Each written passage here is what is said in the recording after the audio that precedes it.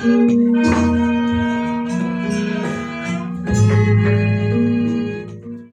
Ibu rekan-rekan saudara sekalian, saya akan kasih tahu kepada Anda semua bahwa kita punya masa lalu yang sangat panjang. Ya, mungkin ada keyakinan yang bilang bahwa hidup ini cuma sekali. Oh enggak.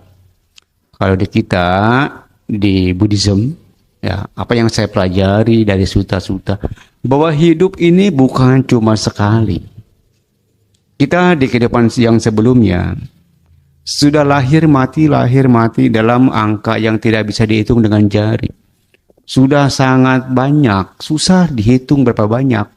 Ya, kalau kita mundur ke belakang, kalau Anda mungkin sama-sama belajar, sama-sama seperti saya, kebetulan Romo kuliah, kalau kita lari mundur ke belakang, oh ternyata kita sudah pernah jadi apa aja Romo Ruby, Korubi. Ya. Tapi saya rangkum aja.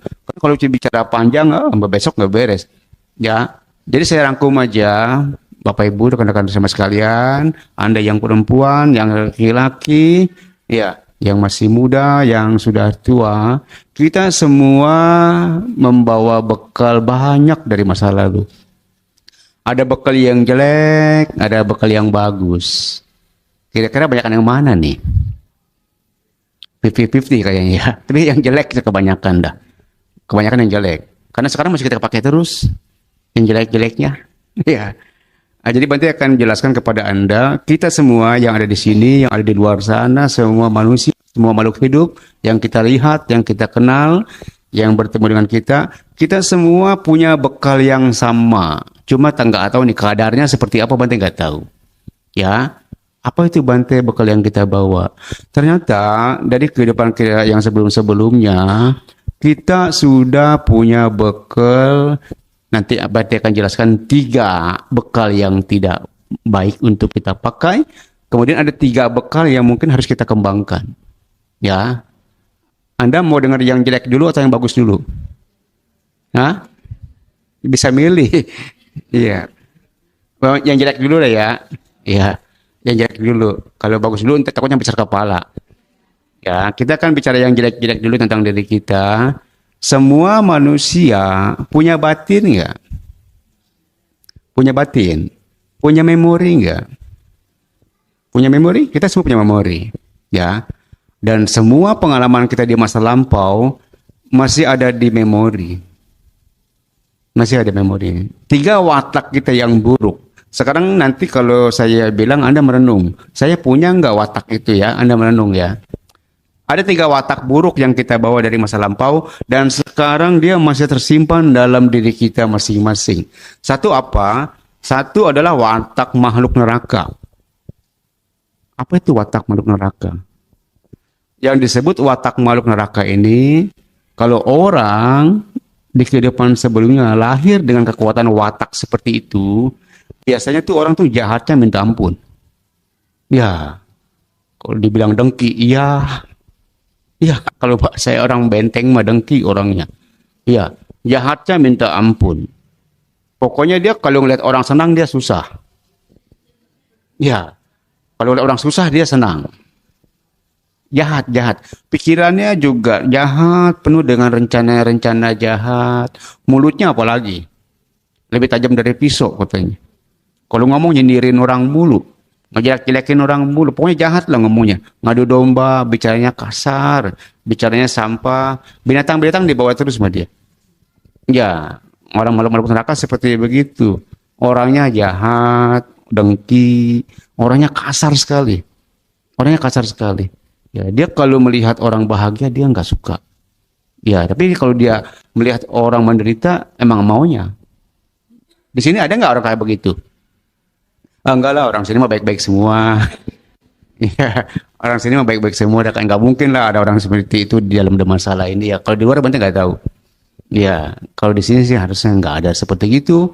Ya, jadi kita semua teman-teman sekalian punya watak buruk yang kita bawa. Mudah-mudahan watak ini nanti nggak terlalu dominan. Ya, karena watak neraka itu biasanya makhluk-makhluknya seperti itu. Orangnya kasar, orangnya jahat, orangnya keras. Tidak ada cinta kasih, tidak ada meta, karuna, mudita, upeka. Iya, senangnya konflik terus. Kayaknya kalau nggak konflik seharian sakau dia kayaknya. Ini siapa lagi yang gua ajak berantem ya hari ini ya gitu. Iya, dia kalau nggak konflik kayak gimana gitu, uring-uringan gitu. Pengen senang cari masalah terus. Di sini mudah-mudahan nggak ada manusia seperti gitu. Watak neraka itu jelek sekali. Ya, jahat. Batinnya Bante bilang jauh dari rasa tenang, kebakar terus. Kebakar terus. Kenapa bisa begitu? Karena memang orang yang lahir dari alam neraka itu di sana mereka terbakar terus. Terbakar oleh apa? Terbakar oleh karmanya sendiri. Ya, tapi kita kadang-kadang sekarang di saat ini nih, walaupun kita sebagai wujud manusia, kadang-kadang kita nggak sadar. Kadang-kadang kita nggak sadar kita sudah menciptakan neraka di rumah kita sendiri. Betul ya? Kadang-kadang, tapi ya mudah-mudahan enggak lah kita. Ya, ini satu watak neraka. Kita semua punya watak itu. Tapi kalau Anda terus ke wihara, Anda sering mendengarkan dhamma, saya sih yakin watak-watak seperti itu nanti akan hilang dengan sendirinya. Iya. Karena kalau orang rajin ke wihara, rajin berdana, rajin meditasi, nanti pasti akan muncul hiri otapa. Hiri otapa itu dhamma pelindung dunia, dhamma pelindung kita. Ya. Apa itu hiri otapa? Kita jadi malu kalau berbuat salah, malu. Bukan malu sama orang, tapi malu sama diri sendiri. Terus kita jadi takut.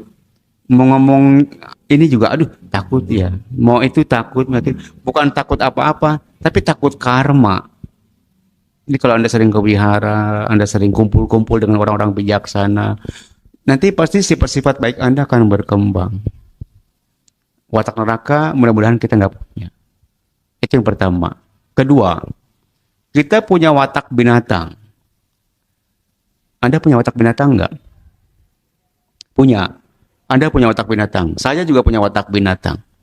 Apa itu yang disebut watak binatang? Kalau saya pelajari di Sutta-Sutta, binatang itu digambarkan sebagai makhluk yang tidak punya etika. Tidak pakai tata krama. Tidak pakai sopan santun. Betul ya? Binatang. Nah, terus dia hidupnya sama mau dia. Nggak pakai aturan. Yang penting gue senang. Anda pernah lihat kucing belum? Dia kalau mau ikan asin orang main ambil aja dia. Nggak permisi, minta ikan asin. Karena nggak punya etika. Anda tahu ayam ya? Itu ayam kalau udah mau kawin, udah sama mau dia. Iya. Di depan orang juga jadi. Betul ya? Iya. Anjing kalau mau makan, kadang-kadang bukannya berbagi sama temannya, berantem dulu. Baru makan. Ada manusia yang, maaf ya, badannya mah kayak orang, tapi batinnya kayak binatang. Kenapa bisa begitu? Karena memang dia lahir dari alam binatang. Wataknya jelas. Orang seperti itu biasanya jauh dari wihara. Biasanya yang saya tahu jauh dari wihara. Biasanya orang seperti itu adanya di tempat-tempat tertentu yang memang cocok buat habitat dia. Ya, orang seperti itu biasanya adanya di tempat Anda ngerti, sudah saya nggak perlu ngomong lah. Ya, Anda ngerti orang seperti itu ada di mana. Ya, jadi kita semua punya watak binatang. Tapi kalau Anda sering ke wihara, sering dengar dhamma seperti ini, mudah-mudahan watak binatang itu nanti juga akan luntur dengan sendirinya. Karena kita tahu itu bukan hal yang perlu kita lekati. Bukan hal yang perlu kita praktekkan. Berarti ulang lagi, watak binatang itu, kalau kita ketemu orang ini tidak punya etika, tidak punya tata krama, tidak tahu sopan santun, nggak tahu malu, dia mikirin cuma dirinya sendiri, maunya senang sendiri, urusan belakangan, ya itulah yang disebut, maaf ya, itulah yang disebut manusia binatang, watak binatang. Dan dari situ kita bisa tahu, oh, ya kayaknya ini orang lahir dari alam binatang dah, karena dominan dengan watak-watak seperti itu. Itu yang kedua. Yang ketiga, kita semua punya watak setan. Anda sadar nggak kalau tadi pagi Anda pernah jadi setan? Atau siang tadi, sore hari, mungkin Anda jadi setan. Sadar nggak? Nggak kali. Ya. Kalau saya baca-baca sutta, kebanyakan manusia ini kalau mati ntar lahirnya kembali jadi setan. Kebanyakan. Tanya Romo dah kalau nggak percaya. Susah nanti kita ketika mati jadi orang lagi, susah. Kebanyakan manusia ketika dia mati nanti jadi, kalau nggak jadi setan jadi binatang kebanyakan. Kalau jahat masuk ke alam neraka lagi. Ya. Sekarang Bante bicara tentang makhluk setan, watak setan yang kita bawa dari kehidupan lalu. Apa sih Bante ciri-ciri watak setan itu? Kalau dalam bahasa dhammanya makhluk peta, setan itu digambarkan sebagai makhluk yang selalu haus dan lapar. Bukan dalam arti seperti kita haus dan lapar perutnya yang enggak. Yang disebut makhluk peta ini, watak setan yang kita bawa ini, yang disebut haus dan lapar, kita itu selalu mengeluh kurang. Nggak pernah bisa bilang bersyukur cukup, Bante, saya udah cukup. Tapi ada orang, walaupun dia hidupnya sudah lebih dari cukup, tapi dia selalu bilang masih kurang, Bante. Ya, dan orang seperti itu, walaupun dia punya banyak, dia tidak bisa menikmati hidup. Anda pernah ketemu nggak? Ada orang kaya, tapi dia bilang nggak enak makan. Pernah ketemu nggak? Ada orang tapi nggak enak tidur, ada nggak? Orang kaya tapi mobilnya 5, bininya 3. Tapi dia bilang nggak enak makan, nggak enak tidur. Iya. Apa dia orang kaya kok, Dek? Jangan kan nasi Padang. Rumah makan Padang aja dia bisa beli kalau mau. Bante sering ketemu orang begitu. Ya, datang ke Bante, bawa mobil, pakaiannya bagus, tapi suka mengeluh terus. Aduh, Bante, hidup saya gimana ini, Bante? Ya bagaimana kok? Bilang, iya. Oh, ceritalah begini-begini. Bante bilang, manusia setan. Bante nggak berani ngomong aja langsung, takut tersinggung. Ya. Jadi yang disebut manusia setan itu yang nggak peduli situ mau laki, mau perempuan, mau miskin, mau kaya. Kalau Anda selalu mengeluh, Anda ini hidup serba kekurangan, Anda itu lapar, Anda itu haus, Anda itu tidak bisa menikmati hidup. Ya, yang disebut manusia setan seperti begitu. Nggak mau tahu dia miskin, kaya, laki, perempuan. Ya, kalau dia selalu bilang, aduh Bante saya masih kurang hidup Bante. Ya. Anda jauh dari bahagia, Anda tidak bisa menikmati hidup. Berarti Anda punya bakat jadi setan lagi. Iya, karena Anda nggak bisa menikmati hidup. Batin Anda selalu haus, batin Anda selalu lapar. Anda tidak pernah bisa bersyukur. Ya, nggak pernah bilang terima kasih. Aduh, sampai hari ini saya masih dikasih cukup, dikasih berlebihan gitu. Ya, itu satu ciri-ciri makhluk setan. Yang kedua, ciri-ciri manusia peta ini, dia punya kemelekatan terlalu besar terhadap apa yang dia miliki. Ya, Anda sebagai berumah tangga, pasti Anda punya banyak di rumah. Ya, piring yang ibu punya piring, mangkok, kuali, macam-macam, dangdang lah, macam lah perabotan rumah tangga. Belum lagi alat-alat kosmetik, belum lagi yang namanya perhiasan. Coba dan ntar Anda pulang nih dari sini, nanti Anda data apa yang Anda punya, ya besok kasih Bante. Bante yakin sih datanya pasti data 100 pasti yang Anda miliki. Ya, mulai dari benda hidup sampai benda mati, coba dah Anda data. Ya, dari ujung dapur sampai depan halaman rumah Anda data semua apa yang Anda punya. Pasti banyak yang Anda miliki. Pasti Anda yang banyak punya, pasti. Ya. Terus dari sekian banyak barang itu, saya yakin banyak barang-barang yang masih Anda lekati. Betul nggak? Hati-hati lu ya. Kadang-kadang panci rombeng bisa bikin Anda jadi setan. Ya, baju bekas bisa bikin Anda jadi setan. Bisa lu hati-hati. Tas butut Anda masih simpen. Iya. Iya kan, mama kan senangnya begitu. Udah perabotan nggak pakai masih ngegantung aja. Bukan dikasih ke orang.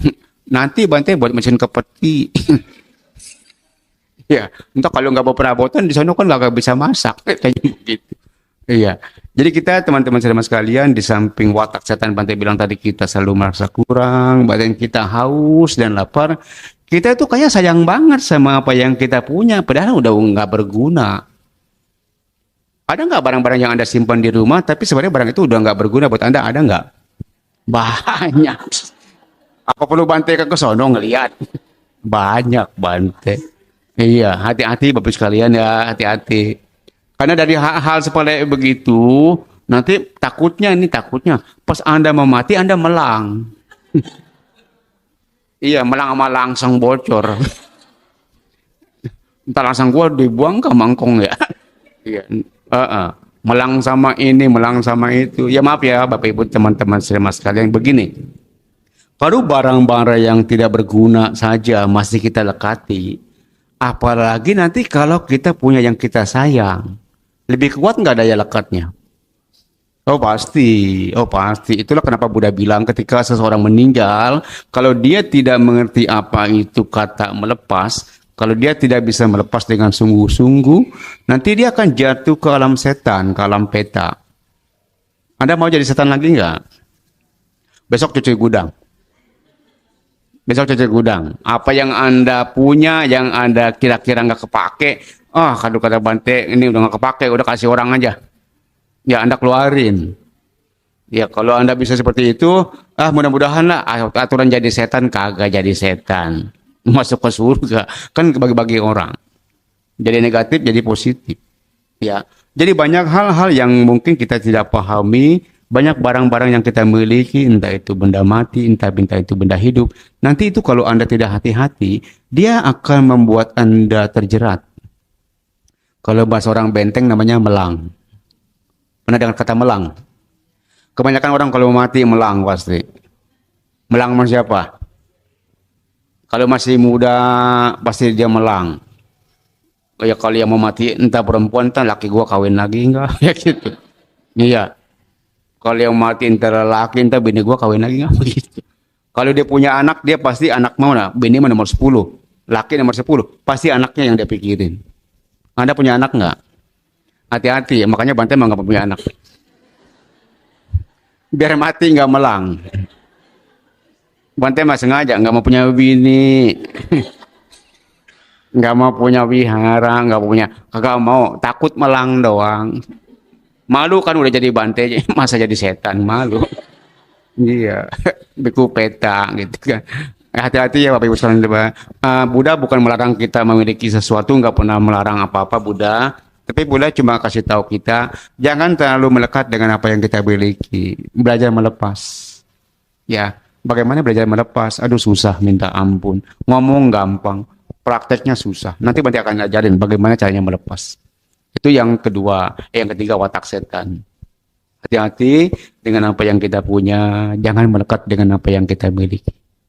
Ya. Yang keempat, watak baik.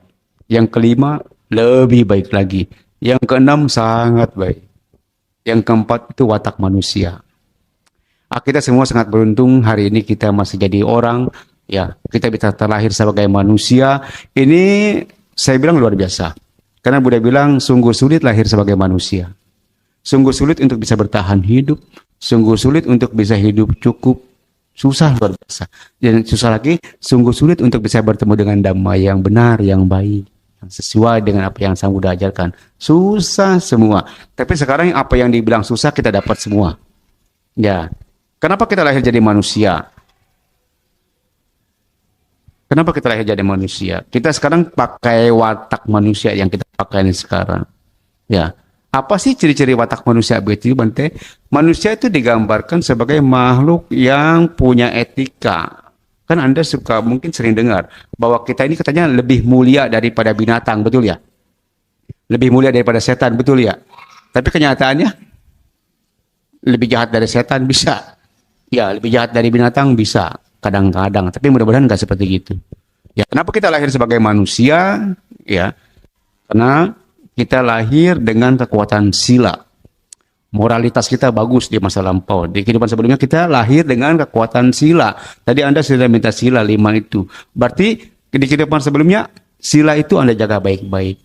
Makanya Anda lahir sekarang jadi manusia. Tapi mukanya beda-beda. Ya, mukanya beda, rezekinya agak beda. Ya. Kenapa bisa beda-beda begitu? Nanti akan Bante jelaskan. Kenapa kita bisa lahir dengan kualitas yang tidak sama. Dengan kondisi yang berbeda-beda. Ada apa? Siapa yang bikin kita seperti ini? Nah, itu yang keempat. Kita punya watak manusia. Manusia itu digambarkan sebagai makhluk yang sangat-sangat ambigu. Nggak jelas. Nggak jelas. Kadang-kadang hari ini dia baik, besokannya jahat. Betul gitu ya. Ada yang begitu orang ya? Iya. Saudara bisa jadi musuh nggak? Bisa. Musuh bisa jadi teman. Bisa, bisa. Jadi manusia itu digambarkan sebagai makhluk yang sangat tidak jelas, gampang berubah. Anda gampang berubah nggak wataknya? Tergantung Bante, ya. Tergantung. Kalau dia baik, saya baik gitu kan. Kalau dia nggak baik, ya urusan nanti. Iya, bisa lebih jahat bantu saya dari dia kalau dia begitu. Betul ya? Kita adalah makhluk yang gampang berubah. Saya berubah setiap hari. Kadang-kadang baik, kadang-kadang jahat, kadang-kadang biasa-biasa aja. Iya, nggak jelas. Maunya apa nggak tahu. Mm-mm. Itu yang keempat. Yang kelima, kita punya watak dewa. Apa sih watak dewa itu, Bante? Yang disebut watak dewa itu kan digambarkannya seperti begini. Dewa itu digambarkan sebagai makhluk yang selalu bahagia. Semuanya tercukupi. Tidak pernah ada kata kurang. Dewa itu seperti itu. Secara umum, dewa itu digambarkan sebagai makhluk yang sangat bahagia. Mudah bahagia. Anda nggak perlu jadi orang kaya untuk bahagia. Ya, Anda nggak perlu jadi orang kaya untuk bisa merasa cukup. Karena ini bukan masalah materi, ini masalah batin. Jadi kita punya watak-watak dewa. Kenapa ada orang ketika lahir atau ketika dia mati, dia jadi dewa? Karena dia punya bekal cukup ketika dia jadi manusia. Apa sih ciri-cirinya, Bante? Bekalnya seperti apa? Dia suka berbagi. Dia suka berbagi. Dia senang memberi. Ya, dia suka berbagi. Terus kenapa dia bisa jadi dewa? Di samping dia suka berdana, silanya juga bagus. Maksudnya silanya apa, Bante? Moralitasnya baik. Moralitasnya bagus. Udah sering berbagi, moralitasnya bagus. Ya, maaf ya, orangnya rendah hati, nggak sombong orangnya. Dia walaupun kaya, dia sopan, dia ramah. Ya, sama yang susah juga dia mah kayaknya biasa-biasa aja gitu. Kalau sama yang susah nggak dongak. Iya, biasa aja. Dia orangnya suka berdana, suka berbagi, orangnya rendah hati, nggak sombong orangnya. Nah, orang seperti ini kebanyakan dia nanti kalau dia sering berbagi, ya dia juga punya sila yang baik, dia rendah hati. Kebanyakan setelah mati dia jadi dewa lagi. Kebanyakan. Anda mau jadi dewa nggak? Mau? Ya nanti Bante kasih tahu caranya gimana. Ya, ambil tiketnya nggak ke Simpang ntar. Ya, ada watak-watak dewa yang kita miliki. Jadi orang yang memiliki watak dewa itu dia orangnya mudah bahagia. Orangnya mudah bahagia. Jadi apa aja hal-hal kecil buat dia cukup. Karena dia sudah bisa merasa tercukupi. Jadi kalau Anda ingin hidup Anda tercukupi, berarti kita harus punya semuanya. Ya, kalau Anda nanti ingin apa yang Anda inginkan semuanya Anda bisa dapatkan, ya bukan berarti kita harus punya semuanya, enggak begitu. Kalau Anda keinginan Anda ingin terpenuhi, ya syaratnya cuma satu, jangan banyak keinginan. Betul ya? Iyalah, kalau banyak keinginan tersusah. Udah banyak juga masih kurang mulu gitu kan. Tapi kalau Anda keinginan cuma sedikit, ketika Anda dapat lebih dari itu, oh indah. Ya, ya seperti maaf ya, contohnya seperti saya. Saya hidup nggak butuh apa-apa. Umat sering tanya sama Bante. Sering saya ketemu umat, Bante butuh apa? Butuh apa tuh Bante? Ya, nggak butuh apa-apa. Ya, emang nggak butuh ini itu. Buat apa juga? Ya nggak butuh apa-apa. Emang benar-benar nggak butuh apa-apa. Ya kalau buat saya hidup, mah ya, sekalian bukan sombong sedikit.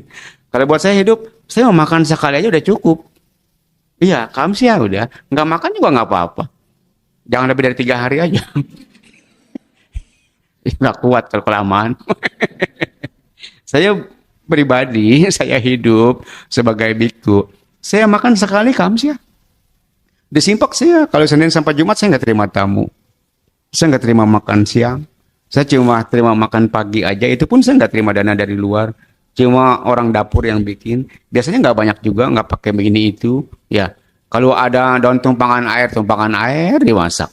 Ya, kalau daun samsit lagi banyak daun samsit dimasak. Ya begitu aja. Kalau daun kelor lagi banyak daun kelor dimasak. Ya jadi apa adanya aja di situ.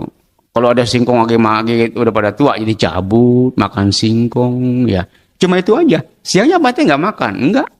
Makan angin doang. Tapi sehat, tapi cukup. Tapi cukup. Ya. Bante makan cukup, nanti makan banyak biasanya Sabtu Minggu. Karena pagi ada yang dana, siang ada yang dana. Cuma itu aja. Jadi kalau pagi kira-kira ada tamu datang bawa makanan, wah itu kamsia banget. Ya, karena berkah itu. Nggak ngarepin tapi datang gitu. Ya, jadi kalau Anda ingin merasa nanti Anda jadi manusia setengah dewa, jangan banyak keinginan. Jangan banyak keinginan. Nanti Anda pasti akan jadi manusia setengah dewa. Karena kalau Anda tidak punya banyak keinginan, nanti ada rasa cukup. Ada rasa cukup. Ketika Anda dapat lebih, Anda bisa berbagi lagi sama siapa saja. Karena buat Anda, ketika Anda merasa cukup, kemudian Anda dapat lebih dari yang Anda harapkan, itu adalah kekayaan Anda, itu adalah kelebihan Anda. Nanti Anda bisa berbagi tuh sama orang lain. Nah, itu manusia dewa. Jadi yang disebut manusia dewa itu, orang ini wataknya sangat baik. Ya, orangnya sangat baik. Kalau bahasa damanya, meta, karuna, mudita, upeka, dia punya. Brahma Wihara 4, dia punya. Orangnya lembut, orangnya ramah, orangnya santun, ya. Terus dianya mudah bahagia dan dia senang bikin orang bahagia. Ya, beda sama tadi yang banyak bilang watak neraka. Kalau lihat orang senang dia susah. Oh, ini beda. Kalau manusia surga ini, manusia dewa ini beda. Dia kalau lihat orang susah, dia juga susah. Pengen ngebantu aja gue kagak bertah jasa nih dia. Apa yang bisa gue bagi nih ke dia deh gitu ya. Kadang-kadang duit sekantong semangga-mangganya bisa dikasih ke dia begitu. Itu manusia dewa. Dia rela berkorban untuk kebahagiaan orang lain. Iya. Karena kata apa? Karena ketika dia bisa melihat orang lain yang susah itu bahagia, dia jauh lebih bahagia. Ada kepuasan tersendiri yang tidak bisa dia beli. Nah, itulah ciri-ciri manusia dewa.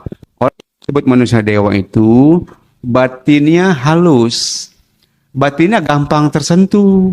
Ketika dia melihat orang lain menderita, dia nggak betah. Nggak betah. Pokoknya dia pengen nulung aja pokoknya.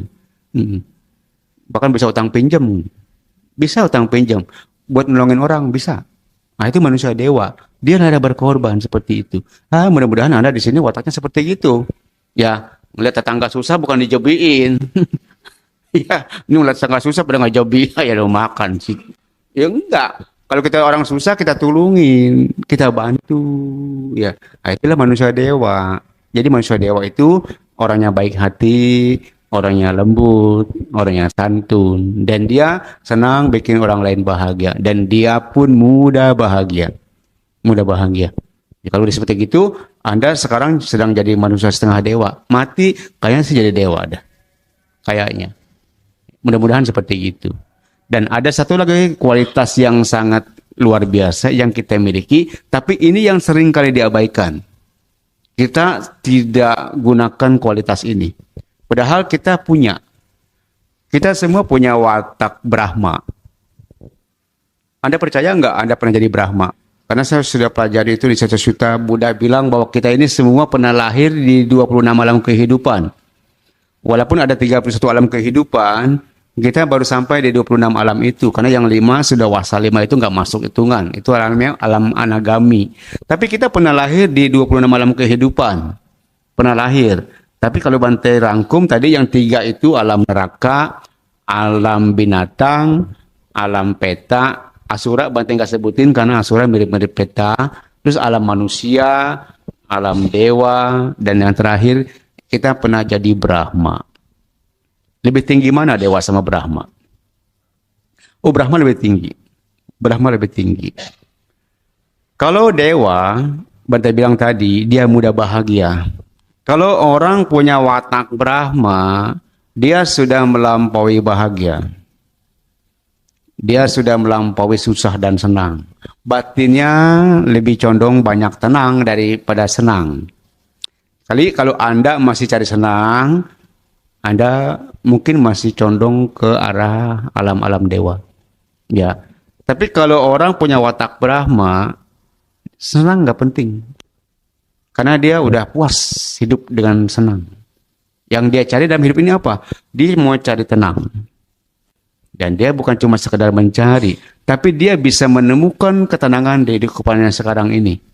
Ya, apa itu watak Brahma? Brahma itu digambarkan sebagai makhluk yang batinnya tenang seimbang. Kenapa dia bilang dikatakan tenang seimbang? Karena dia sudah tidak banyak keinginan. Dia tidak mengejar apa-apa lagi. Dia tidak menghindari apa-apa lagi. Itulah watak orang meditasi. Karena ketika kita sedang meditasi, kalau Anda paham, Anda mengerti. Ketika kita meditasi, kita nggak kejar apa-apa. Karena memang kita nggak mau apa, nggak butuh apa. Karena kita sedang belajar melepas. Dan ketika kita sedang meditasi, kita sedang tidak menghindari apa-apa. Jadi kita cuma diam, enak nggak enak nggak masalah, biasa aja tuh. Bisa nggak hidup begitu? Enak nggak enak sama aja, bisa nggak? Ada susah Bante. Yang enak saya mau, yang nggak enak mah nggak mau gitu kan. Manusia kan begitu kebanyakan ya.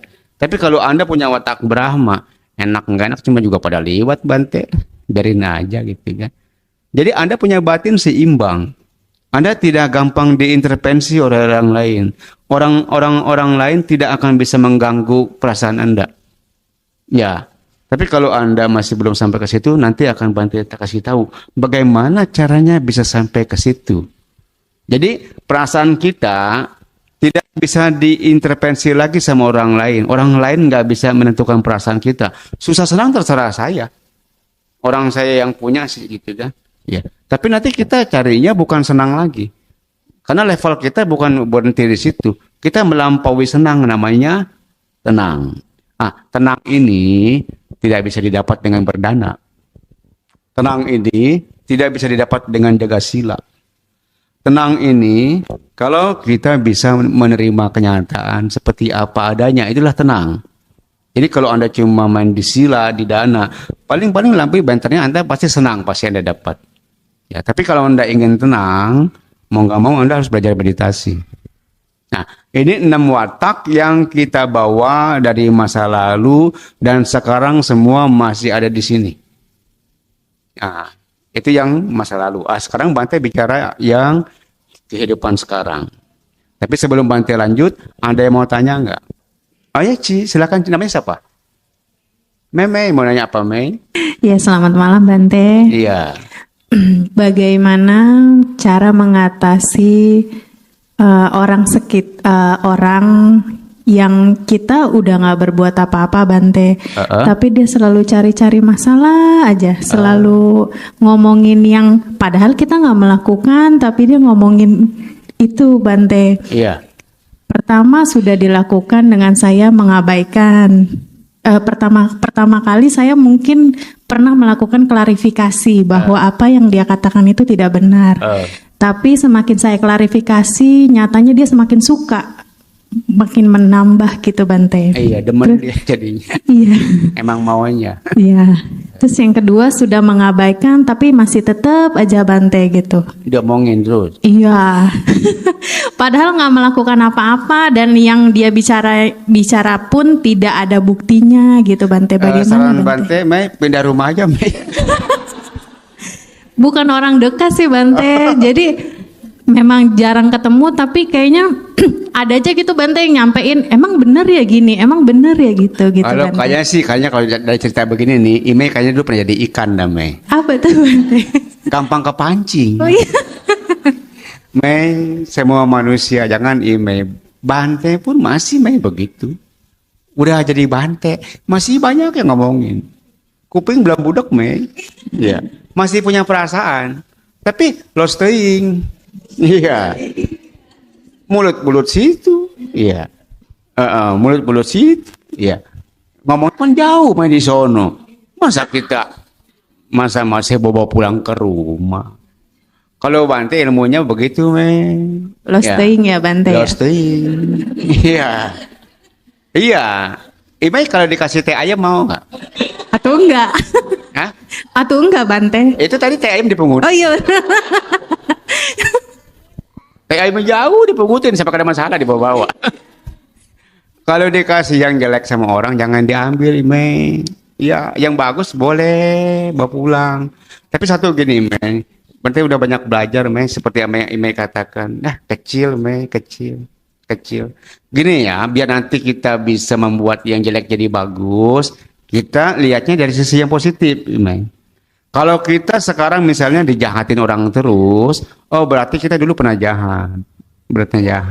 Ya. Imai, maunya nih kalau kita punya utang, mau impas, mau terus diutang terus. Mau impas Bante. Ya kalau dijahatin orang udah ikhlasin aja, Mei. Ikhlasin aja, karena kita kan nggak mau dikejar-kejar debt collector. Ya, Mei mau dikejar-kejar debt collector. Enggak tuh Bante, puyeng. Iya. Ditagih utang kabur, ditagih utang kabur, tapi di sana ngutang lagi, ngutang lagi. Kagak ada habis-habisnya. Kita semua lahir jadi manusia bawa hutang karma. Jadi kalau kita ditagih harusnya senang, men. Bayar. Tanya bunganya berapa sih sekalian? Ya, kalau Bante begitu, Mei. Kalau dulu sama sih seperti Mei, Bante juga mungkin karena belum paham dhamma. Kalau ada orang jahat, ya lu jual gue beli. Iya, nggak apa-apa gue takut juga. Gitu kan. Tapi kalau sekarang udah nggak mau, Mei, mau gratis juga. Ya, mau diangsongin juga, ogah, ogah. Iya. Jadi sekarang Bante pikirnya begini, oh ya udahlah, kalau saya dijahatin orang, saya kayaknya agak ditagih hutang. Udah saya Bante bayar tuh, Mei, Bante mau. Ya ikhlasin aja. Nggak mau klarifikasi, nggak penting. Ngapain juga klarifikasi. Ya nggak mau ditanggapin juga ngapain. Kita ngapain, apa untungnya gitu kan. Masih ada hal-hal bermanfaat yang kita bisa kerjakan. Betul ya, Mei ya? Jadi besok, Mei, jurusnya roasting, Mei. Iya Bante. Roasting. Bodoh amat mau ngomongin apa juga. Ya, kita tidak akan pernah berubah, Mei. Mau dia ngomongin apa juga. Betul ya? Kecuali kita hanya kena pancing. Ini Bante body nih, Mei, dibilang orang jelek nggak mungkin. Segini mah nggak jelek-jelek amat ini, Mei. Ya dibilang orang Bante body ganteng, oh salah juga. Segini mah nggak ganteng-ganteng amat. Komentar orang nggak bisa ngerubah saya, betul nggak? Iya. Masalahnya kita senang dikomentarin orang dan kita gampang berubah oleh komentar orang begitu. Ime kayaknya dulu pernah jadi ikan dah kayaknya. Senang dipancing. Kalau nggak dipancing aja kayak enak biasa nih gitu kan. Oke, Mei ya. Iya baik Bante. Udah, Mei, bilang terima kamsia kasih. kamsia. Tapi jangan di depan dia ya, Mei ya. Takutnya aduh tadi dikasih lagi. Belajar jadi manusia besar hati, jangan jadi manusia kecil hati. Baru disentuh sedikit udah kelabakan. Gimana dia gebuk ntar. Iya. Udah belajar jadi manusia besar hati. Kita belajar jadi orang sabar. Belajar nerima. Belajar nanti kalau bisa lah udahlah bayar hutang karma lah di kehidupan sekarang biar nanti nggak dikejar-kejar lagi. Iya. Kalau udah sabar enak, Mei. Disayang Tuhan. Iya. Iya. Mau disayang Tuhan. Hati-hati lu jangan mau, ntar cepet-cepet diambil. Ya. Iya orang baik biasanya cepat mati atau ya, Mei, biasa begitu. Jadi gitu aja ya, Mei, ya. Terserahlah orang ngomong apa. Kalau kita positive thinking nih, oh pasti saya juga dulu pasti pernah ngomongin dia. Sekarang kita merasa nggak pernah berbuat apa-apa, tapi jangan salah lu, Mei. Hidup bukan cuma ini. Kita pernah hidup di masa lalu, ada utang yang belum selesai. Kenapa belum selesai? Karena kita selalu menghindari hutang itu. Kita selalu menghindari membayar hutang itu. Sekaranglah saatnya kita menyelesaikan semuanya. Ya, jadi kalau ada orang jahat sama kita, oh ketemu penagih utang lagi, bayar. Oh ketemu penagih utang lagi, bayar. Terus aja Mei bayar. Lama-lama kalau Mei sering bayar, nanti lama-lama udah nggak ada yang kejar lagi, Mei. Ya, ada yang datang tapi bukan mau menagih utang, bayar utang, Mei. Iya, jadi nanti kita ketemu orang baik terus tuh. Ya, jadi ya bersusah-susah dulu dah, Mei. Lunasin dulu utangnya. Nanti yang datang bukan penagih hutang lagi, pembayar hutang. Asik ya kalau begitu. Tapi lunasin dulu utangnya, ya. Jangan ini belum beres di sana ngutang lagi. Ini belum beres ngutang lagi. Maksudnya kita bikin masalah terus semua orang, ya. Ngerti ya, Mei ya? Oke dah, kalau udah bisa begitu, mudah-mudahan besok Mei udah nggak pusing lagi sama komentar orang. Ya, oke Bante lanjut. Karena kalau nanya mulu, ntar Bante nggak banyak ngomong-ngomong lama. Ya, oke satu, kita sudah selesai dengan kehidupan lampau kita. Nah, sekarang kita di kehidupan sekarang. Kalau menurut Anda, sekarang ini Anda sedang jadi apa? Sedang jadi binatang, sedang jadi orang, sedang jadi setan, sedang jadi dewa, apa sedang jadi Brahma, apa sedang jadi makhluk neraka? Kalau menurut Anda, kadang-kadang saya nggak tahu hati Anda seperti apa. Yang tahu hati kita siapa? Kadang-kadang kita perlu waktu buat merenung. Buat kontemplasi, hari ini saya sudah melakukan apa ya? Terus hari ini saya marah berapa banyak? Ya, hari ini saya kesal berapa banyak? Jadi Anda harus masuk ke dalam diri Anda sendiri. Anda berkaca, ya, berkaca kepada diri sendiri. Tadi saya jadi setan berapa jam ya gitu. Iya. Tadi saya jadi makhluk neraka berapa jam ya gitu. Jadi kalau tadi Anda kesel terus, sampai ada masalah masih kesel, ya Anda jadi makhluk neraka. Ya. Ini tadi masuk ke sini masih kesel nggak, Mei? Nggak, oh ya nggak. Bagus lah, Mei. Takutnya keselnya di bawah ini sama dia.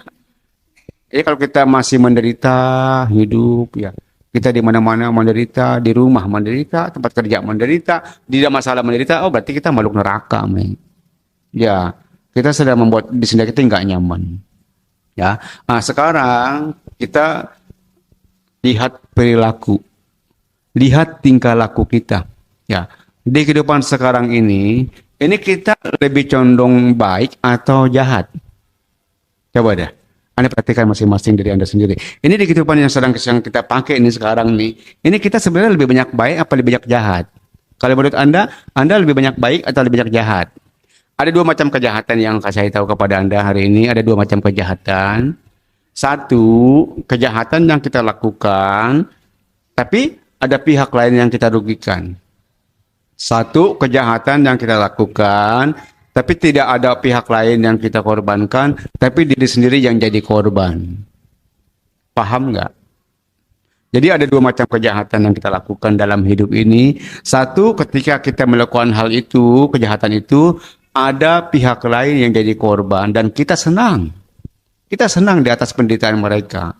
Ya, yang kedua, nggak ada pihak lain yang kita korbankan, tapi diri sendiri yang jadi korban. Anda sering melakukan yang mana? Yang pertama apa yang kedua? Yang kedua biasanya. Kita umat Buddha nggak mungkin kita melakukan kejahatan yang pertama.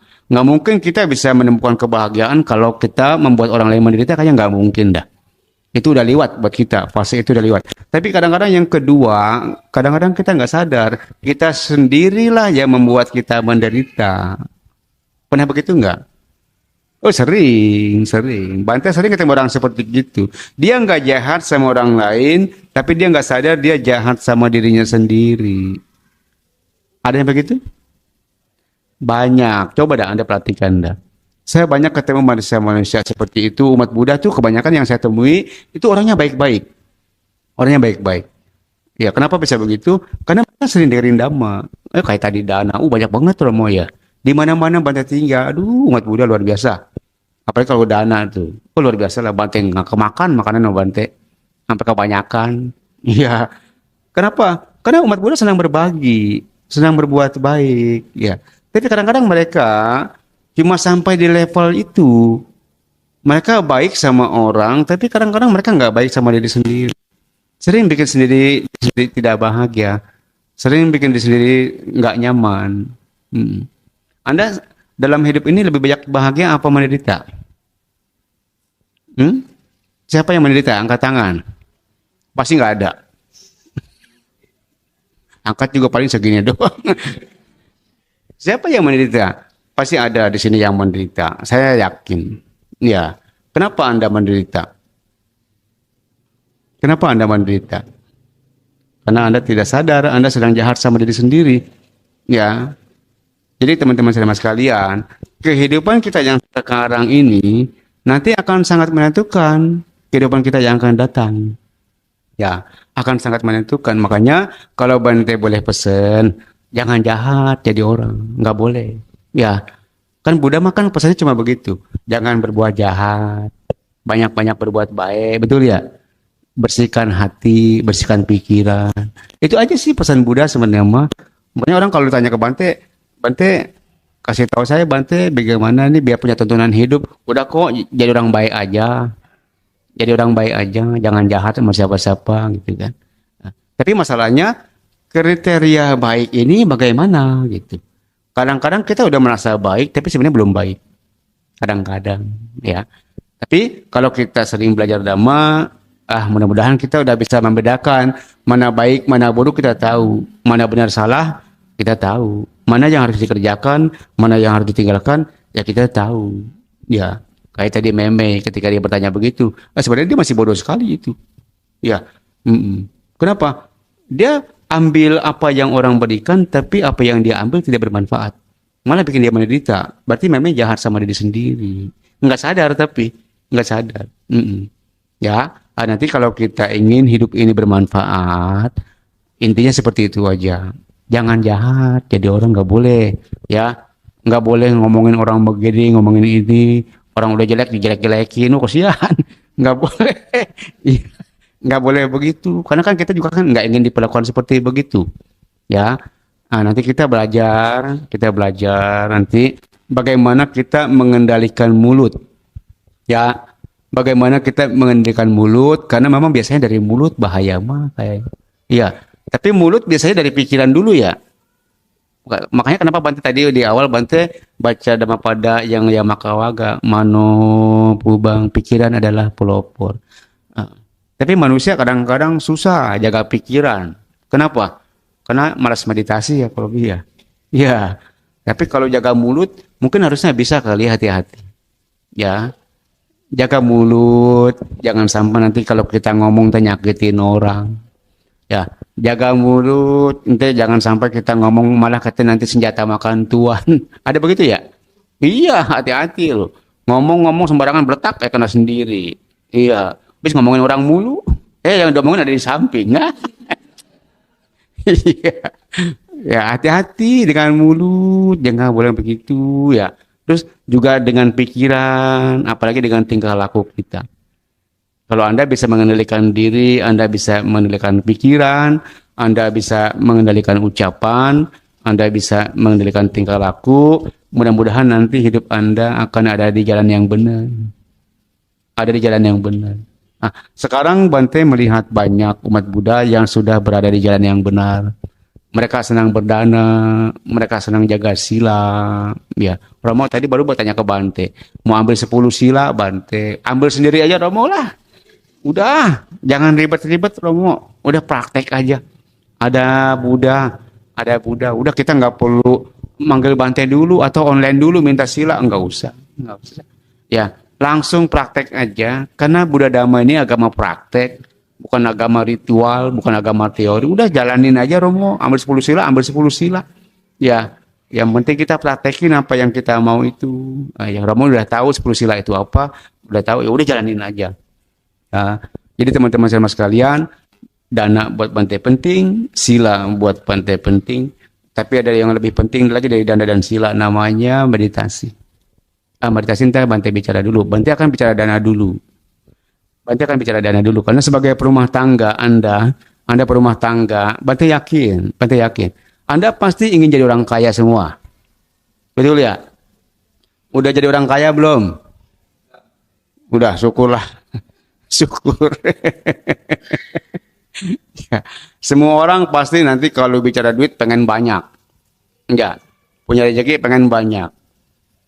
Bagaimana caranya agar di kehidupan ini kita tidak pernah kekurangan rezeki? Bagaimana caranya? Ya, Anda harus berbagi. Ya.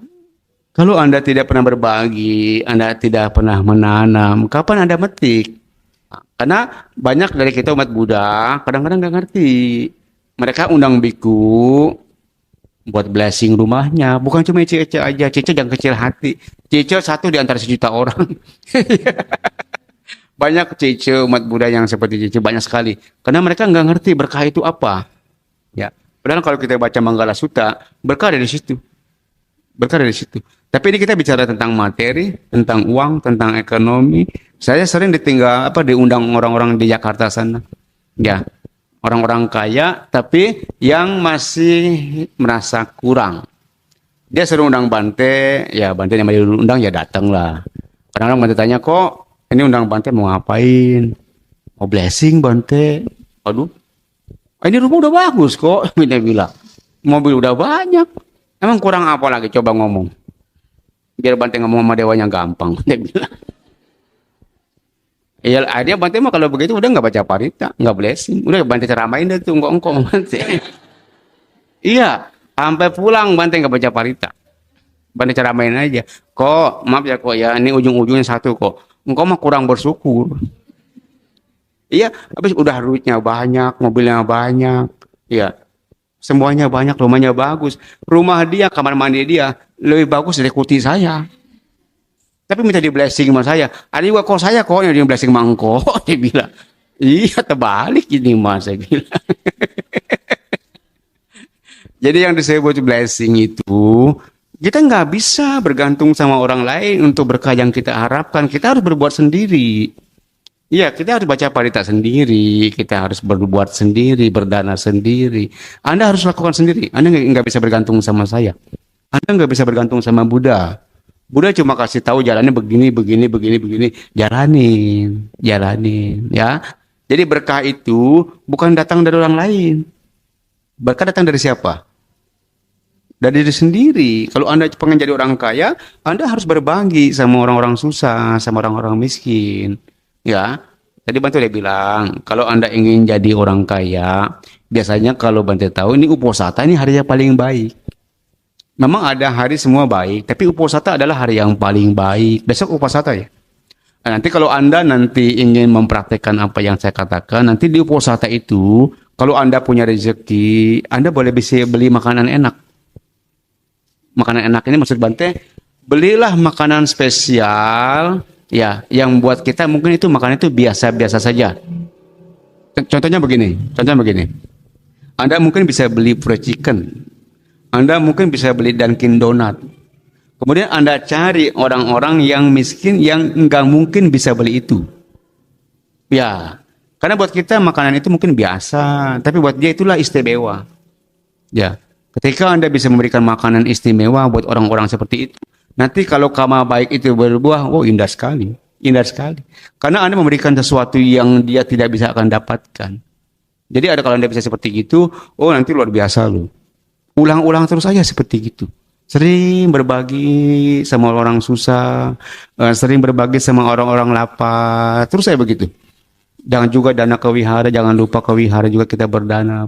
Tapi kalau Anda bisa seperti itu, saya sih jamin. Nanti kehidupan Anda ke depan pasti akan lebih baik dari sekarang. Ya, jadi intinya masalah materi itu bukan urusan saya. Ya, itu urusan Anda. Karena saya nggak urusan dengan materi. Saya nggak ada penting dengan materi, karena saya nggak cari materi, nggak tahu bagaimana jadi orang kaya, saya nggak tahu. Iya, tapi kalau jadi orang bahagia, orang puas saya tahu. Ya, jadi intinya seperti itu. Masalah tentang harta, tentang materi, semua harus Anda yang kerja sendiri dan Anda harus sering-sering berbagi. Nanti Bapak Ibu teman-teman sedama sekalian, kehidupan sekarang ini sangat berharga. Jangan Anda sia-siakan, karena banyak orang kadang-kadang dia buang-buang waktu hidupnya dengan hal-hal yang sia-sia. Dia cuma marah, dia cuma kecewa, dia cuma sedih, bahkan dia kadang-kadang jahat sama orang lain. Itu saya bilang, aduh sayang tuh manusia seperti itu. Buang-buang waktu untuk hal-hal yang tidak berguna.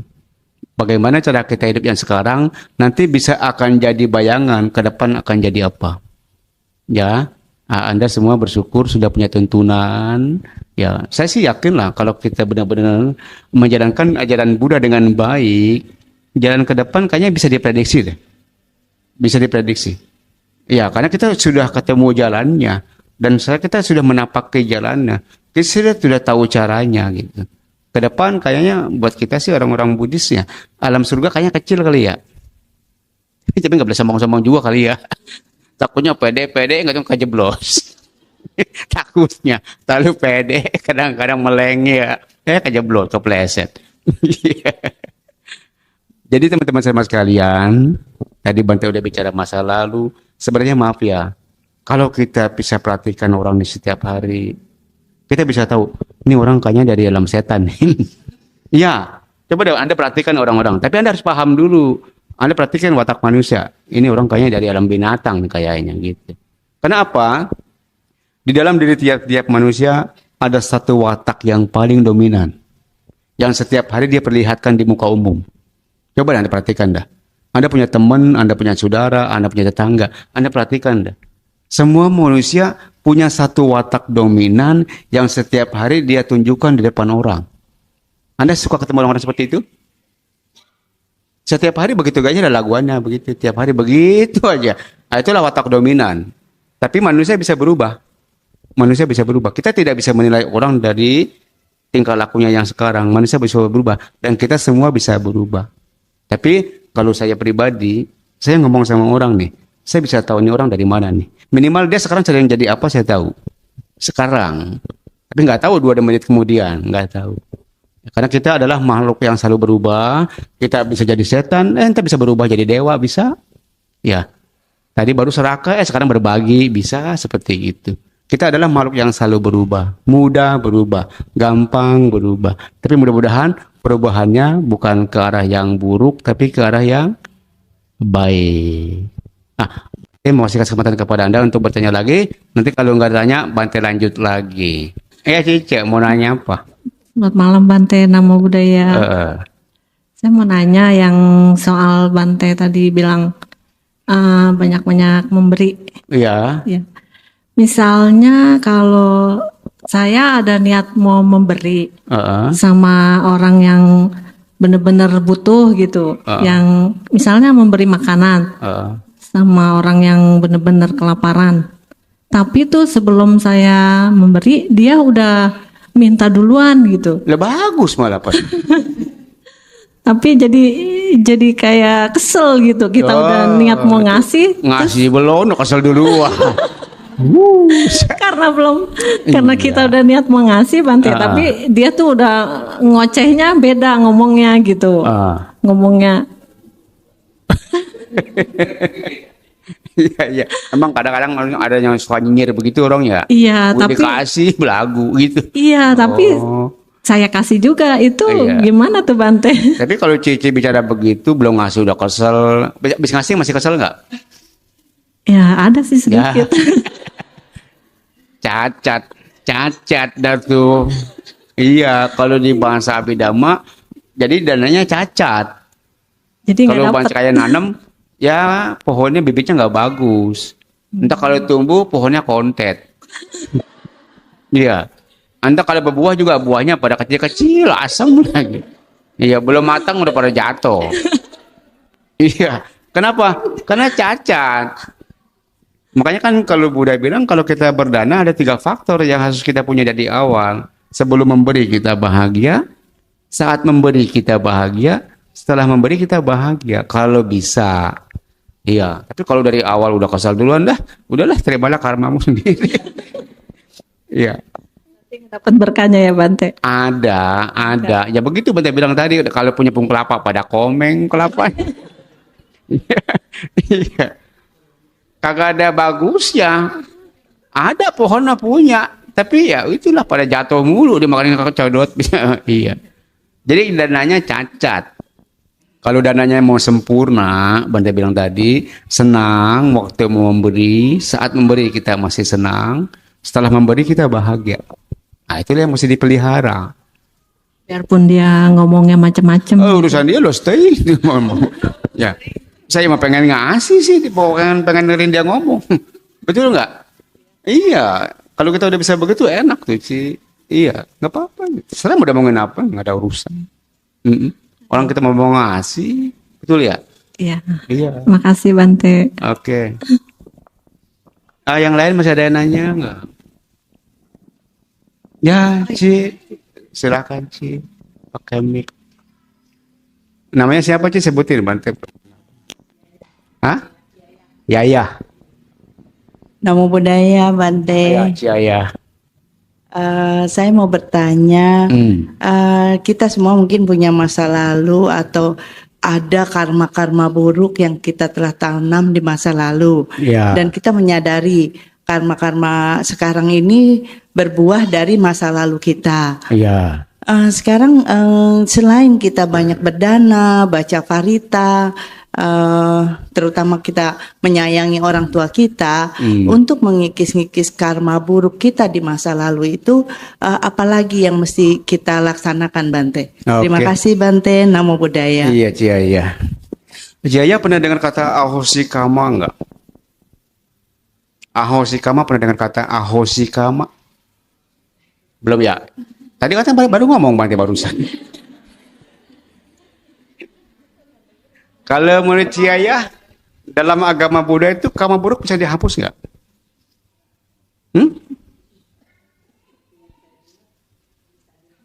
Kayak apa Ciaya?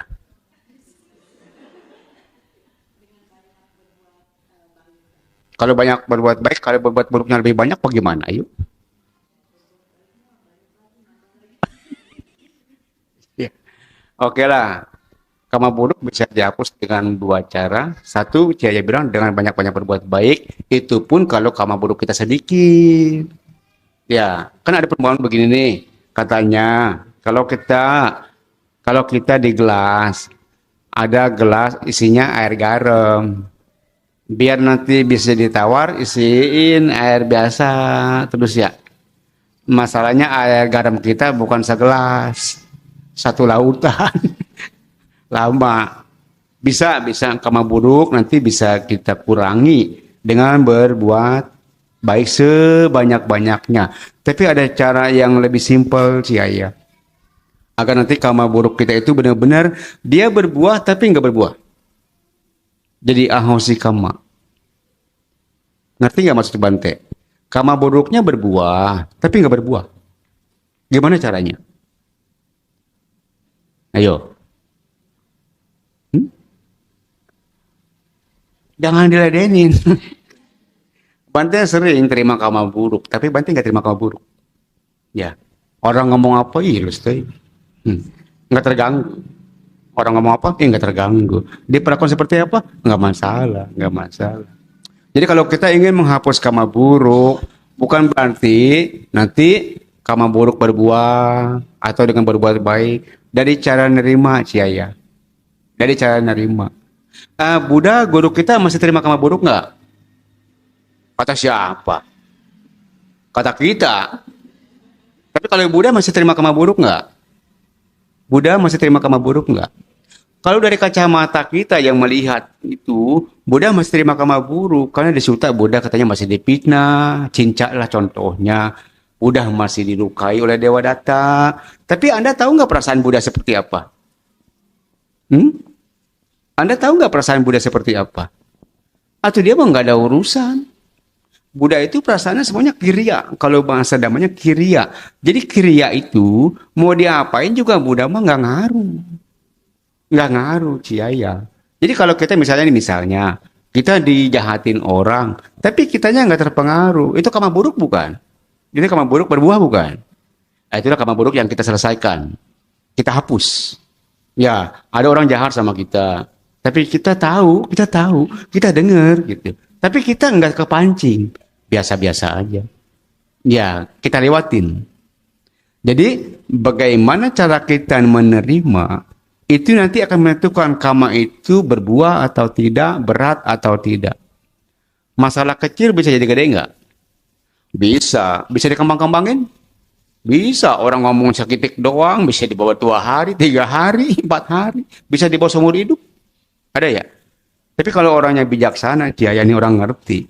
Mau diapain juga nggak ada urusan. Ya, jadi semuanya kita lewatin aja tuh. Itulah cara menghapus karma. Buddha, guru kita, sudah tidak terima karma lagi. Tapi kalau kita yang mungkin sering baca sutta, katanya Buddha masih dihina, Bante. Iya, betul. Buddha masih difitnah. Iya, betul. Buddha masih disakiti. Betul. Ya. Tapi buat Buddha semuanya itu nggak ada apa-apa sih.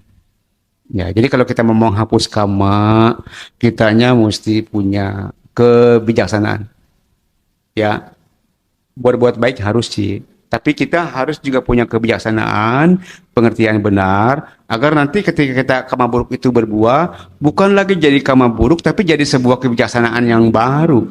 Ya, memunculkan pengertian benar kepada kita. Akhirnya kita nggak balas lagi, kita nggak marah, kita nggak kecewa, kita nggak sedih. Jadi semuanya kita lepas. Itulah cara menghapus karma. Bisa begitu nggak, Ciaya? Belajarlah pelan-pelan, pasti bisa. Bante akan ajarkan satu hal kepada Anda, bagaimana kita menghentikan karma. Anda sudah pernah mendengar kata menghentikan karma? Belum pernah mendengar ya? Bante akan kasih tahu kepada Anda, bagaimana caranya kita tidak membuat karma lagi. Ada yang tahu nggak caranya di sini? Kita benar-benar nggak bikin karma, karena kita tidak mau lagi terlibat dengan karma. Bisa nggak tuh? Kalau menurut Anda, karma mulainya dari mana? Pikiran. Kama cetana adalah karma, betul ya? Jadi kalau kita nggak main pikiran, kira-kira bikin karma nggak? Ini Bante kasih tahu kepada Anda, maaf ya, di samping punya pikiran, kita punya kesadaran, betul nggak? Anda punya kesadaran nggak? Kalau Anda bicara karma, karma itu dibikinnya sama pikiran. Tapi kalau kesadaran nggak pernah bikin karma. Paham nggak? Kesadaran itu nggak pernah bikin karma. Kenapa bisa begitu? Karena kesadaran itu nggak pernah ikut campur. Dia cuma tahu, selesai. Ya, dia cuma tahu, dia nggak menilai, dia nggak banding-bandingkan, dia nggak ikut campur, dia nggak ngatur mesti begini begitu. Ya, dia nggak bisa beda-bedain ini, dia cuma tahu aja. Bisa nggak kita hidup mendengar cuma mendengar, melihat cuma melihat, merasa cuma merasa? Bisa nggak hidup begitu? Aduh susah, minta ampun. Karena Bante dulu waktu Bante belajar di Myanmar, guru Bante bilangnya begitu.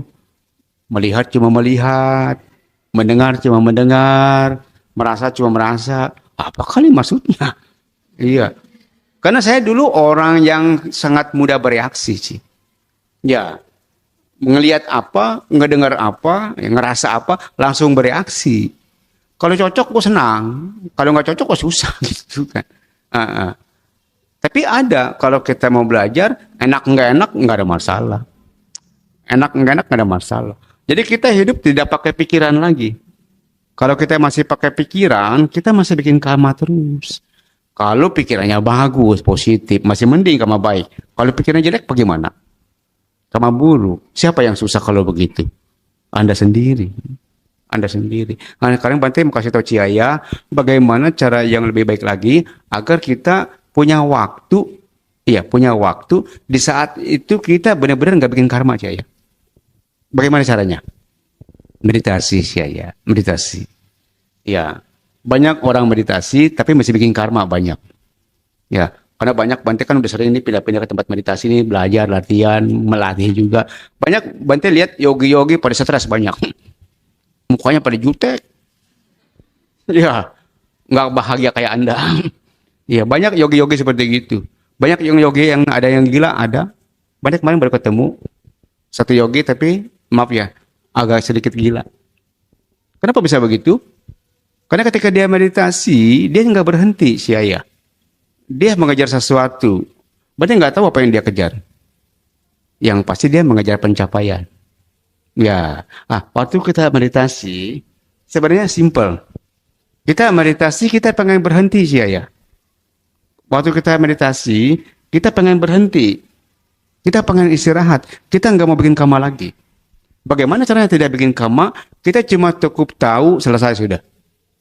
Tahu, selesai. Tahu, selesai. Mau berisik kayak, mau panas kayak, mau ada setan kayak, mau gondoruo, bodoh amat. Ya, kita tahu, tapi kita tidak lagi terpengaruh. Kita nggak ikut campur, kita nggak ngatur, kita nggak menolak, kita nggak menghindar. Kita cuma diam aja.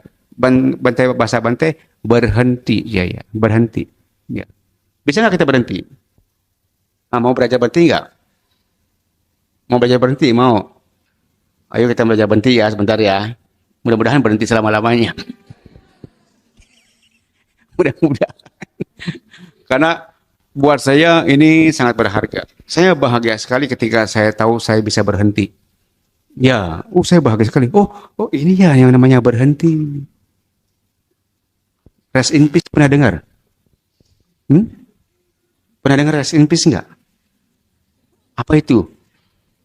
Istirahat dalam damai, betul ya? Kalau di kita nggak perlu nungguin mati. Kalau yang lain beri kode mati dulu, kalau yang lain mah. Kalau kita rest in peace nggak perlu mati. Sekarang di sini bisa. Apa itu rest in peace? Istirahat dalam damai. Bagaimana caranya? Ya kita cuma diem aja. Nggak ngapa-ngapain. Cuma istirahat aja. Ya, cuma diem. Kita tidak mengejar sesuatu. Kita tidak berharap dapat sesuatu. Kita juga tidak menghindari sesuatu. Bisa nggak? Bisa. Karena Bante sudah praktekkan itu. Ya, Bante sudah praktekkan itu. Di Simpak kita latihannya seperti begitu.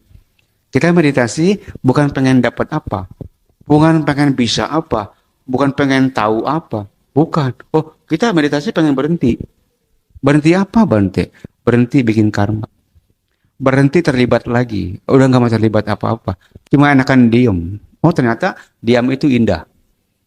Anda pernah dengar kata-kata diam itu emas, pernah nggak? Nah ini kita nih. Diam itu indah, diam itu emas. Tapi bukan cuma diam badannya. Ya, bukan badannya diam, otaknya mengeruwet, ya bukan begitu. Diam luar dalam. Diam luar dalam. Sekarang kita mau coba, Anda ambil posisi meditasi,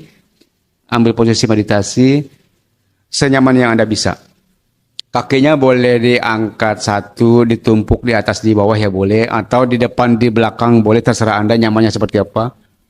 Terserah Anda nyamannya seperti apa. Nanti saya akan tuntun Anda untuk berhenti. Kita mau belajar untuk tidak bikin kama lagi. Kita mau istirahat dalam damai.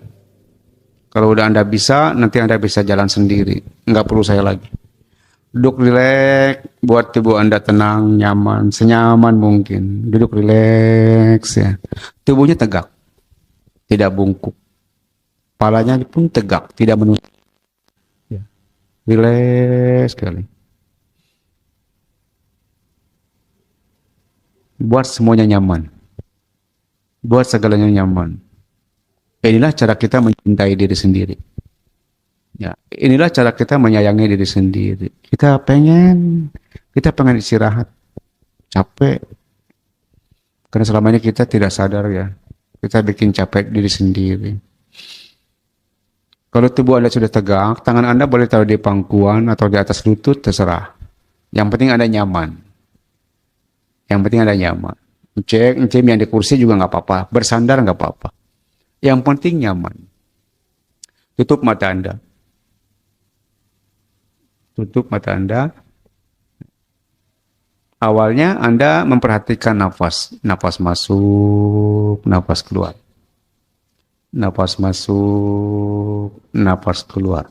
Biarkan nafas Anda mengalir sebagaimana adanya, tidak diatur, tidak dibuat-buat. Kita pengen hidup apa adanya.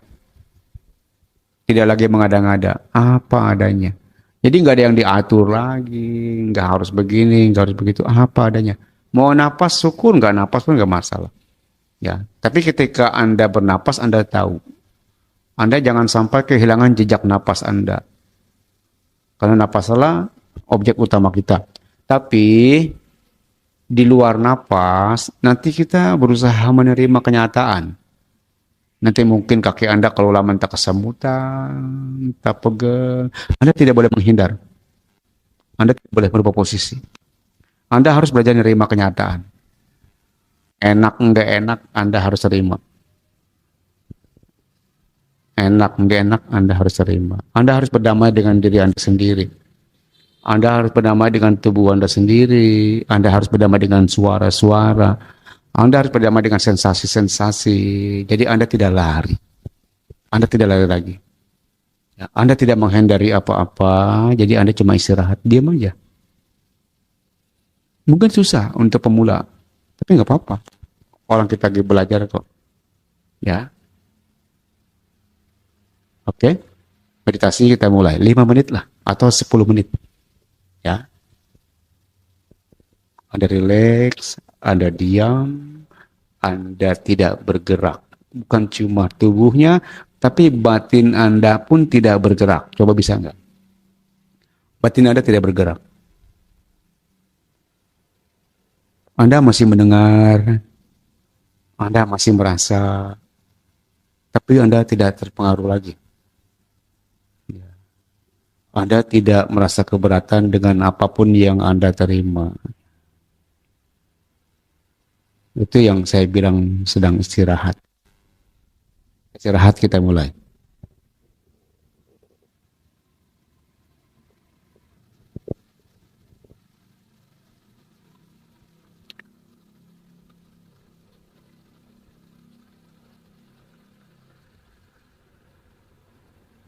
Oke, kita istirahat dulu.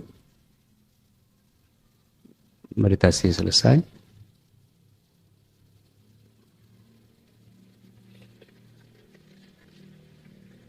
Bisa berhenti nggak? Tadi bisa berhenti kok Ruby? Diam, luar dalam? Nggak apa-apa, nggak apa-apa. Berarti mau kasih tahu kepada Anda satu hal yang mungkin Anda tidak pernah dengar. Kadang-kadang kita nggak bisa membedakan antara pikiran dengan yang mikir. Ya, kadang-kadang kita tidak bisa membedakan antara pikiran dengan yang mikir sama nggak? Pikiran sama yang mikir sama nggak?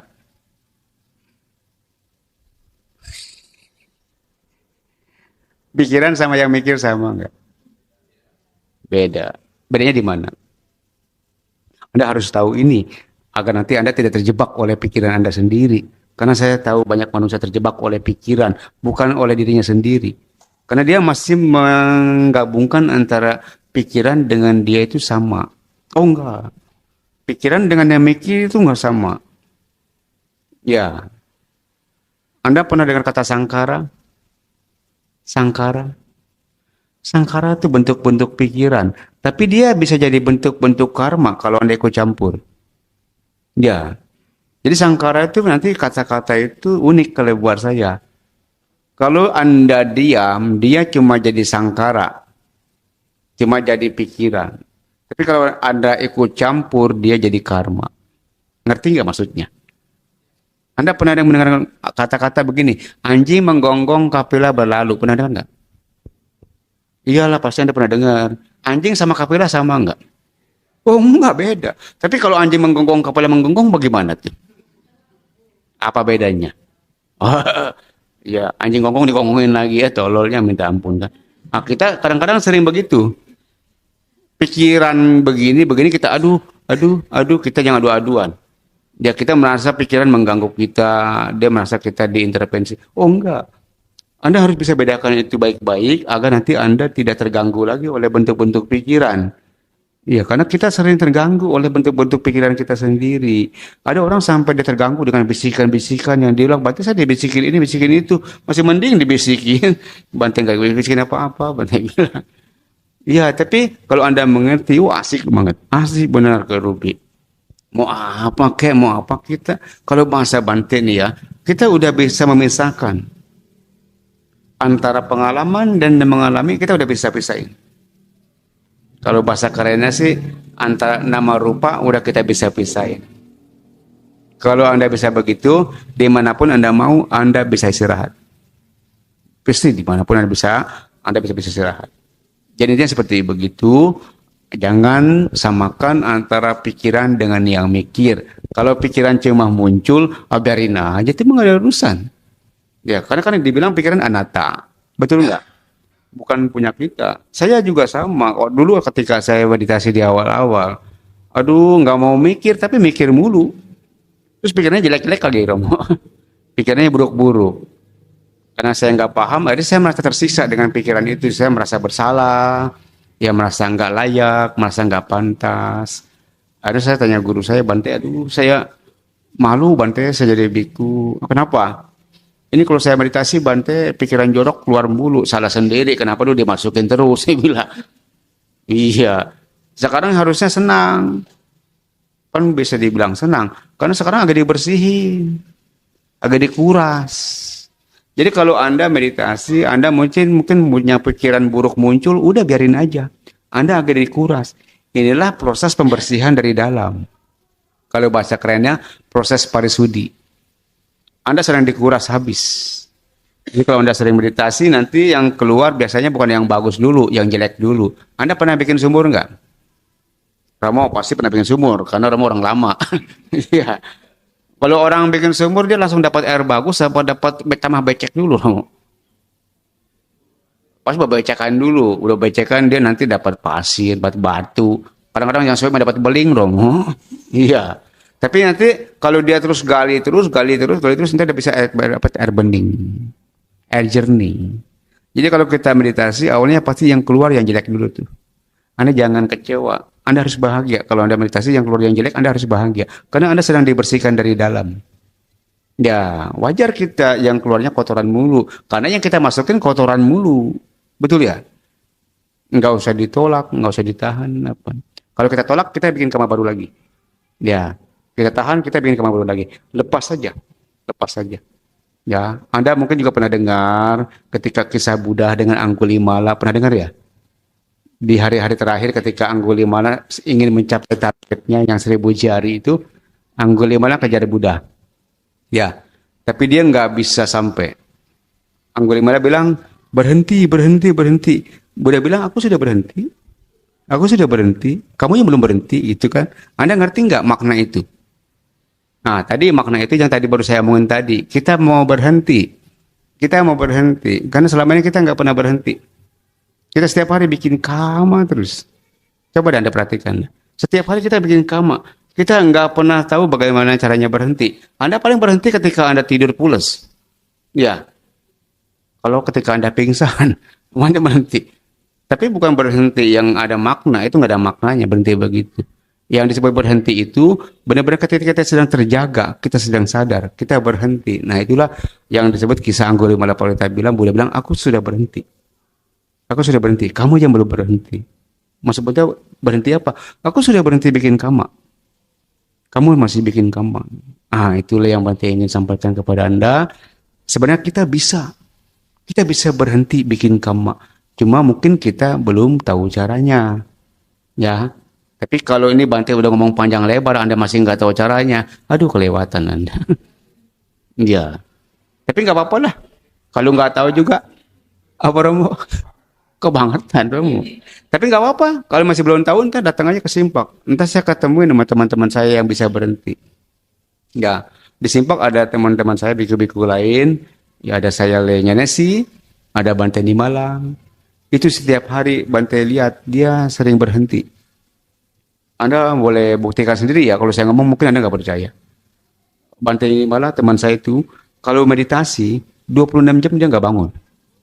26 jam. Anda 5 menit aja udah uyokan mulu. Agak betah. 26 jam enggak bangun, enggak berubah posisi. Diam aja. Tapi dia bisa bukan tiba-tiba. Karena latihannya sudah belasan tahun. Selainnya Nesi 7 jam, 8 jam dia diam. Enggak bergerak. Enggak ke toilet, enggak kemana-mana. Diam aja. Itu namanya orang sedang berhenti.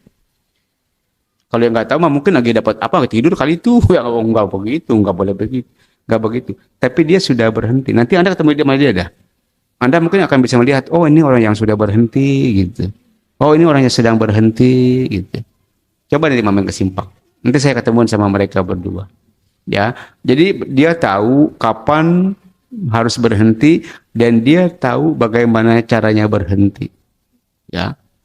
Tapi ya mungkin cuma untuk 1 jam 2 jam. Buat kita bisa lah, harusnya bisa. Ya, kalau Anda belum bisa nggak apa-apa, 5 menit dulu. Ngambil-ngambil deh kalau bahasa Bante. Ya, entah kalau udah pintar, entah tambah lagi. Karena ini penting terutama buat meme, ya meme, berhenti ya meme. Ya, jangan diajak larian, orang larian mulu. Kesini gujak gijik capek. Berhenti, meme berhenti. Udah kita nggak usah pusing, ya mau apa-apa. Udahlah saya mau berhenti, saya mau istirahat. Ya,